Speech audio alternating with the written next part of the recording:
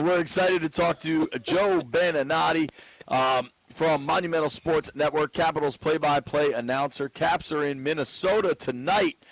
Joe B, I was just in Minnesota. It's cold out there, dude. Take your big coat. You could say that, but when you come from Winnipeg, JP and BMitch, where it was no bull, minus 25, whoa, this feels like San Diego. Oh, well, man. you know what, Joe? You're ready for it then. Minus 25, BMitch in Winnipeg. There's no getting ready for that. It goes right through you. It was going right through the gloves. It was almost like acid. Man. It was. I mean, that's how we walked 75 yards from the hotel to the arena. It's just that's where it is downtown in Winnipeg. And honestly, your chest, lungs, eyes, nose, mouth, they all freeze. Oh, man. It's preposterous. So I think it's going to be a 19-degree day here in Minneapolis, St. Paul area, so that feels sort of balmy. Joe B, was it minus 25 wind chill or just minus 25? So here's the fun thing, JP, is that normally Winnipeg is as windy as it gets. And when you get their temperatures there, you add on another 20 degrees negative with the wind. We were lucky it wasn't that windy. It was legitimately, I'm not sure the Fahrenheit conversion to the Celsius conversion, but trust me, minus 20 at a minimum. And if it was breezy, you really were in big trouble. Happy to have moved on. Glad to be in St. Paul, Minnesota today. Damn, man. Anytime Minnesota's warmer than where you previously were, that place is cold. Significantly warmer, 40 degrees plus. Joby, you talked about the weather in Winnipeg cut right through you. Well, the Jets kind of cut right through the Caps in that Saturday night game. 5-1. The Caps had been red hot. I was at the home game against the Canes. That was a tough shootout loss, and you know, Washington had a lead late in the third period there. Now they've lost 2 in a row. What's happened on this little bit of skid, and how ready are the boys to get back out there tonight? Yeah, they're sputtering a little bit. To say that, I think, is fair and true. The game against Winnipeg was not by any stretch their best effort. It's been, I would say, one of their 2 or 3 worst efforts of the entire season. First of all, I can't believe we're at game 33 tonight, but in that stretch recently where the Caps have been playing very, very well, that one stood out. So that's the sore thumb. And Spencer Carberry and his coaching staff, the team, they've had a couple of days to focus and refocus on some things here in the St. Paul, Minneapolis area, in the Twin Cities area. And normally this squad, the way it's been built over the last few years, normally they don't come back-to-back, clunker to clunker. This will be a great test for them tonight. Minnesota is playing extremely well. They're riding the high of making a major deal, and we can talk about that, I'm sure, before we're through. But for the guys tonight, what's been wrong of late, offensively not nearly clicking to the degree they did when they went on that super hot streak. And these things are cyclical. These things do catch up, but when I see the Caps play the way they did against Winnipeg, it wasn't just offense. It was defensive coverages. It was mistakes. Those were the kinds of things that mount up, and you can't do that in this league. These teams are all too good. There's no more easy 2 points on anybody's schedule, and the way the schedule has been, it feels like the Caps have been playing 3 games, 4 nights, 4 games, 6 nights, 5 games, 8 nights. Nobody's going to give you an excuse for that. Everybody has to deal with it. Washington's turn is right now to do so, and they need a big bounce-back effort tonight. Well, their goalies, Minnesota's goalie, sitting at 9-1-2. How would they have to attack him? Because, you know, sitting like that seems to be a guy who knows what he's doing. Jesper Wallstedt. They've been waiting a while for him, Brian. His nickname for the longest time, as soon as they drafted him, they called him the eventual Wall of St. Paul. The Wall of St. Paul has put some more bricks into his effort of late. He's been dynamite, and he reminds me, and please don't say that Joe said he was Carey Price. He reminds me of Carey Price and in size and stature and the way he moves around the goal. And Jesper is highly regarded. It'll be the first time he's seen the Caps and vice versa. So that'll be an interesting sort of subplot to tonight's game. his ability to take control of games has been terrific. You know, when you think about mid-November to where we are now in mid-December and such, the Caps have been the best goal-scoring per game team, and Minnesota's been the best and lowest goals against average team. So it's strength against strength tonight. Let's see how it plays out. Yeah, it's interesting looking at this stuff. The Wild have also won 4 in a row. What is that barn going to be like tonight? I imagine, you know, correct me, I imagine Ovi only gets out to Minnesota once a year. Maybe it's twice. But, like, I imagine the kind folks of the Twin Cities will be ramped up to see the Caps. JP, they don't call it the state of hockey for nothing. Right. This sport means so much here, from the grassroots level to the high school level, collegiately and pro. And with the move that they made recently, General Manager Bill Guerin made the move to bring in Quinn Hughes, who's an extraordinary defensive talent. You talk about Alex Ovechkin. In the time that I've known Alex and in the time that I've watched him play in this state, this is pretty cool. I want to say he's played 14 games in this building in his life. He scored 15 goals. So he likes playing on this stage. This is one of the places that has always brought the best out of him. I remember in particular when Bruce Boudreau, the former Caps coach, was coaching in Minnesota, Alex had 3 power play goals in the same game against Gabby, and Gabby never lets him forget about it. This is one of the areas where Alex lights up, and as part of the leadership group of the team, where they've only got, the Caps only have 1 win, I want to say, in the last 4. It's up to the leadership core to get together, to come together and snap everybody out of it. Obviously, this is a place where Alex likes to take the lead. I think we could use that, and then, you know, you've also got Tom Wilson trying to running mate go with him. Well, and trying to fight his way onto that Canadian national team, which is probably the most competitive in the world, I imagine. Be careful when you say trying to fight his way on. That's a poor choice of words. That's fair. Trying to earn a spot on the Canadian national team. Thank you for the correction, BMitch. Where is Willie's game heading into tonight?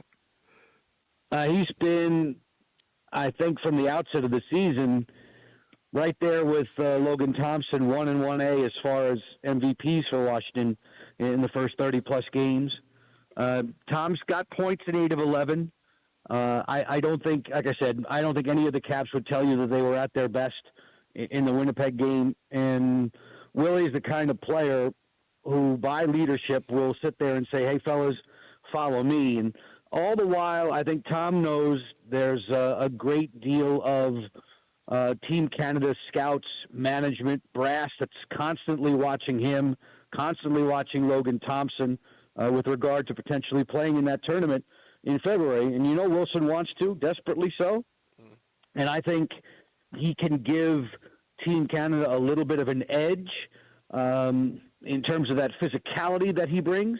He is an all-around player for the player who began his career. Now, what's Tom? Tom is 31 years old. He's played 13 seasons. At the beginning, he was a rough-and-tumble fourth-line guy who played maybe 8 minutes a night. Now, JP and BMitch, he's an all-facets player. He plays in every situation. He delivers. All of a sudden, he's your team's leading goal scorer, leading point producer, leading penalty minute guy.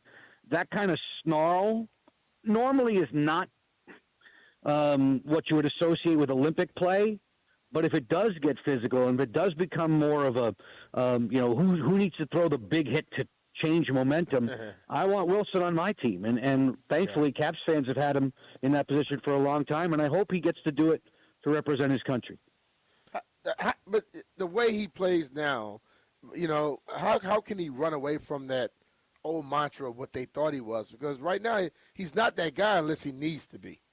Well, I've said this, BMitch, from time to time, and I think I can soften my stance in recent years because most NHL fans, most coaches and managers and such now realize that Tom has been misunderstood for a long time. I don't use the word goon very often, but a lot of people referred to him, hey, that guy's just a fourth-line goon. No, you've got the wrong person there. Mm-hmm. That's not what this player is. He plays an incredibly physical game. He does, does he cross the line from time to time? Sure he has in his career. He knows how to approach that line and back off of it. But when you see what he can do for you, again, in all facets, and at the same time, he's got a great sense for where the game is, in particular, inside of those 60 minutes. If his team needs a boost, he knows how to provide it, whether it be with a great defensive play, with a big hit, if he has to drop the gloves, whatever it is that he needs to do, he knows the right time to do it. He has a great sense for the temperature of this team, and I think he could only help both his own squad here in Washington, but especially when push comes to shove at the Olympics. Do you think, I mean, the Olympics, there's no fighting, right? Like it just doesn't happen. The rules are different. The ice is a little bigger. Do you think? Well, not bigger this year. They said it's going to be shorter. They shrunk it. They didn't do it on purpose. It just happened. There was a little, JP, there's a little bit of an oopsie that they're talking about. I thought they were trying to fix it, right? Yeah. It's not built yet? I'm not sure if they have enough time to fix it. Normally, an NHL ice surface is 200 by 85. Normally, an Olympic ice surface is 200 by 100 wide. I'm told this one in Milan is 3 or so feet short from that 200. Things will happen faster. NHL. So it's shorter. The NHL's just played an out of venue or international series game recently on an ice sheet that's very, very similar. I don't think it's going to be the big deal that people were making it out to be. But yes, if it's shorter and the dimensions are such, things will happen quicker, especially in the neutral zone, meaning more body contact will happen. And again, I think that plays right into Tom Wilson's hands. If we're campaigning for Tom to be on Team Canada, a smaller ice sheet, again, favors him. Mm-hmm. Well, talking with our friend Joe Beninati here on the Rude Guest Hotline. You can follow Joe B at Joe B PXP. You can watch him tonight on Monumental Sports Network calling Caps Wild from St. Paul. Joe B, it's interesting. We're talking about Willie on the Canadian team, and I think there's a lot of hope and excitement that maybe LT, Logan Thompson, the goalie, could make the Canadian national team. I know enough that hockey night in Canada, those Saturday night games are a really big deal, and they're broadcast across the country, and I feel like they get ratings like Sunday Night Football does in the States.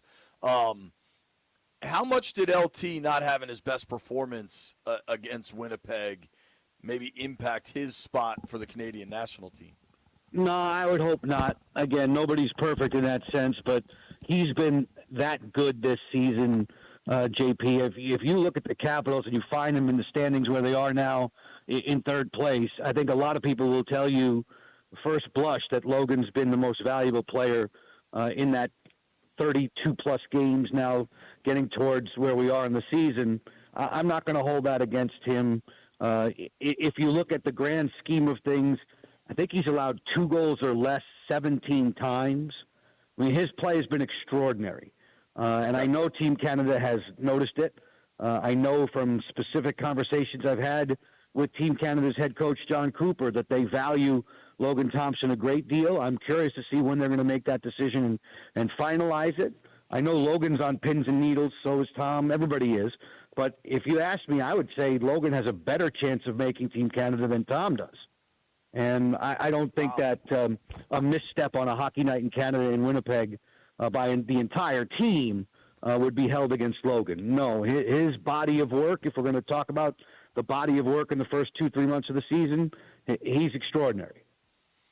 Couldn't it also help Willie? Didn't the dude Bedard for the Blackhawks get hurt? Wasn't he a possible Canadian national team player? You don't want somebody hurt, obviously, but no. The forwards for Team Canada, and obviously Tom's trying to get into that mix. The forwards for Team Canada are amazing. That's where they are deepest. And the question is, do you want to bring in more flash and dash offensive players, a la Bedard or the young teenager from San Jose, Macklin Celebrini? Do you want to go more flash and dash, or do I need a guy who's 6'4", 225 who can really clean things up along the boards? They're making that decision, and they have so much offensive flair. I think they could use a little bit of that blue-collar, two-way kind of performer that Tom could be. I think Tom could be a great penalty killer for that squad. You've got so many show ponies up front for Team Canada. You do need some people who are going to get in there and do some dirty work. To me, that's Tom. So I think there's an advantage there. But I'm not picking that team. The people who are in good shape, though, because there are so many different things and different players to consider. They could field two teams and medal, I'm sure. How much does the pressure of a looming Olympics impact regular season games? Like the Caps tonight need a win because they've lost 2 in a row and they just got trounced by Winnipeg. How much of the focus is that versus like maybe the back of their minds, man, we got this Olympics coming up in 6 weeks or whatever? Yeah, guys, it's a great question, and I choose to focus on, how quickly time flies. Like 2025 to me has gone by in 8 seconds. Before you know it, the guys are going to be playing in that Olympic tournament in Milan, and before you know it, they're going to be back on the ice, and you're not going to have any time, or very much time, it will feel like, to gain ground in the standings. And if you look at the standings, especially in the Metro, they're packed. They're very, very tight. But once we get through the Olympic break, it's going to feel like a complete sprint to the playoffs. That, I think, is going to be great for hockey fans. The excitement level is going to be through the roof for it because you're going to feel like you're just racing towards the best part of the season, which is the postseason Stanley Cup tournament. But with the way the schedule's laid out and all of a sudden going on a nearly 3-week hiatus in February, once you come back, it's going to be like, whoa, put the pedal to the metal, straight to the floor. It's going, what do you mean? What do you mean we're at game 82? There's not going to be a lot of time to recover. So it's a long-winded way of me for saying that now is the time for the Caps to pick it back up, find another hot streak, another good spell before we get into February's Olympic break. How much time do they have? I mean, the guys that are playing in the actual Olympics, how much time do they have before they back on the ice getting ready to play? Like the guys that aren't playing in the Olympics, they got a lot of time. But the ones that are actually playing, do they just like I'm thinking like when I'm riding the bike, and we're ahead of people, we stop, we wait for them. As soon as they pull up, we like, let's go. Like, yeah, I wish I could tell you, BMitch. I wish I could tell you when the gold medal game is. It's not on my radar to know that exactly the gold medal game is February blank. I don't know specifically what day that is, but by the time you get back into it, the Caps, when you look at their February schedule, it's incredibly short. I just pulled it up, Joe.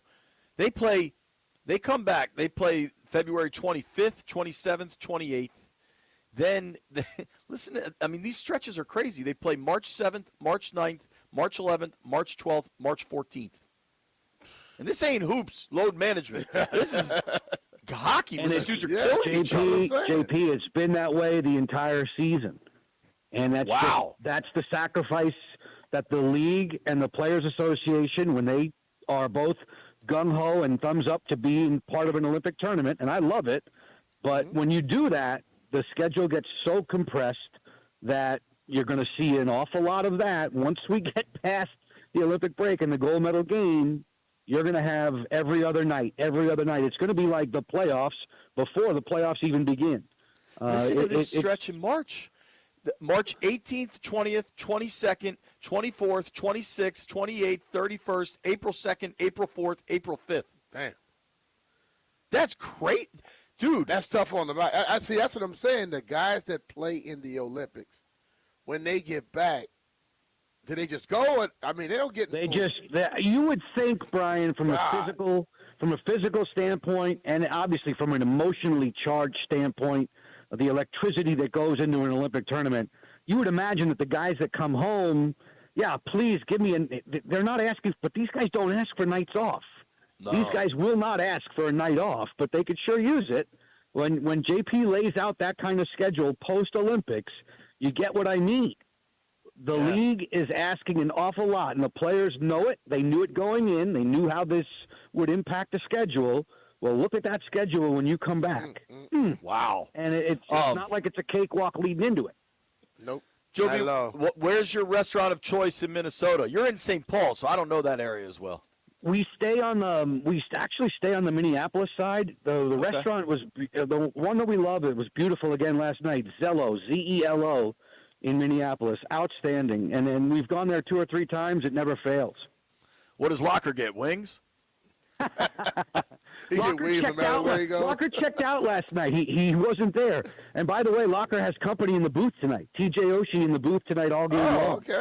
Oh, very cool. All right. Oshie said, "What's up, man?" We'll be watching tonight, Joe. Thanks for the time, man. Stay warm out there.